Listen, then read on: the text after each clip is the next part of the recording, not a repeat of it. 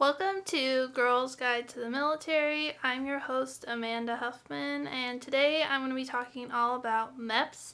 And this video will go into things that you need to know before you go to Meps, and then we'll do another video that dives into the process of going through Meps and what that experience is like.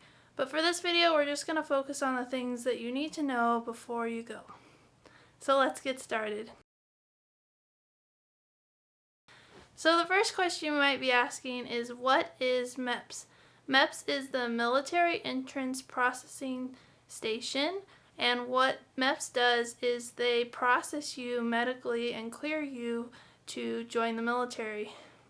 What I didn't realize is they also help you officially sign up for your job and your commitment. This doesn't always happen at Meps, but depending on what the system you go through, if you're enlisting, if you're an officer, if you get cleared the day of your medical physical, and a number of other factors can determine that. But the standard process is that you get cleared for your medical physical and you pick your job and then you get sworn in. So that's why I created this video, because if you didn't know that all these steps happen at Meps, you might not be prepared for all the things that go into what Meps is, and you might just be thinking, I'm going to go get my military physical done, and that's all there is, but there's a lot more to it. To prepare for this video, I reached out to people on LinkedIn and asked them what advice would they give to people who are going to Meps and things they wish they had known before they had gone. And one of the things that surprised me was a number of people said they wish they would have taken the Asvab, which don't ask me what that acronym stands for, but it's the military test that you take that spits out a score that helps you pick out what job you do in the military. And so a lot of people took the Asvab and did their Meps physical the same day and picked their job the same day, and that was a lot to process. When I went through Meps, when I was looking into enlisting, I took the Asvab, I picked out my job, and then I went to Meps a few weeks later. So there was a multiple step process.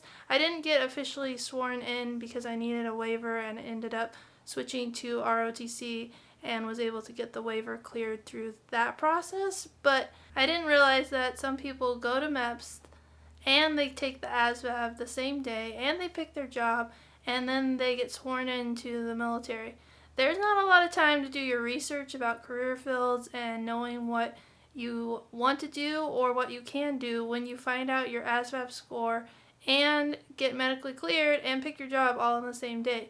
So if you're looking at enlisting and your recruiter is suggesting that it would be more convenient to do everything in the same day, I highly recommend looking into a way that you can do your ASVAB separately so you know the score that you get, and you can look at the different career fields based on that score and pick out the best career for you.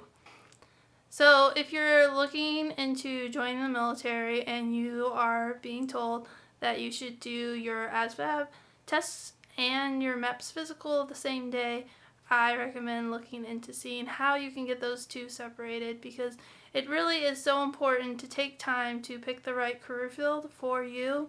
And so if you have to do it all at once and you get pressured into something that maybe you don't want to do, it's just not a good process to do it all in the same day. The next thing that we should talk about when talking about going to Meps is the medical physical, which maybe we should have talked about that first, but I really feel it's important to talk about how important it is to take the ASVAB on a separate day, so that's why I put it first.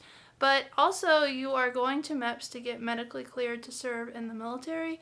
When you are in the process of joining the military, you should let your recruiter know about any medical issues that you may expect to come up.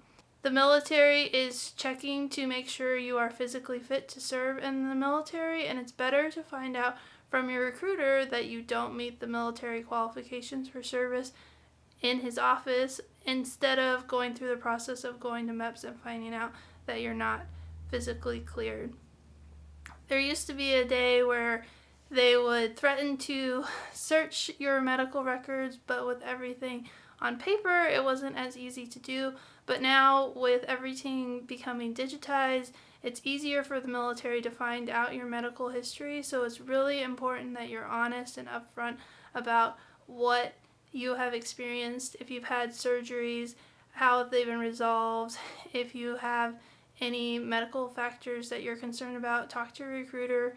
Some of the things that you may think are a disqualification have a waiver, and if you talk to your recruiter, you can begin that waiver process before even going to Meps and having to go through the physical and finding out if you're cleared. So it's important to be honest and upfront about your medical situation with your recruiter so he or she can know what problems may arise and be better prepared to help you as you go through that process. The last thing that I want to mention when talking about your medical physical at Meps is that you need to make sure that you meet the dress code and are prepared for the military type environment.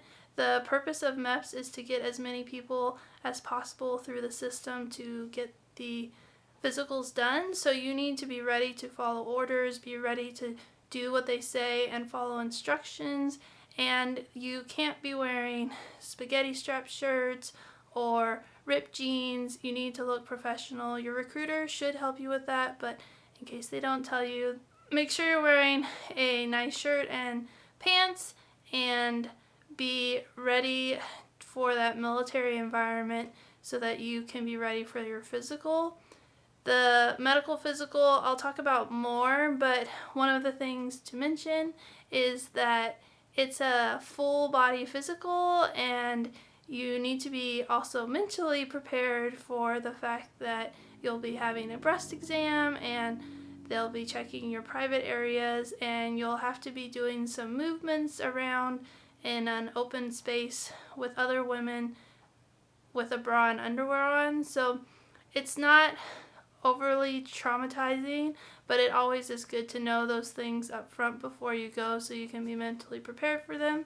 And if you haven't heard of the duck walk, make sure you look it up on the internet so that you can try it at home. It's an easy but also complicated move, and I wish I had seen it before heading to Meps and then trying to do it in person and looking a little bit silly.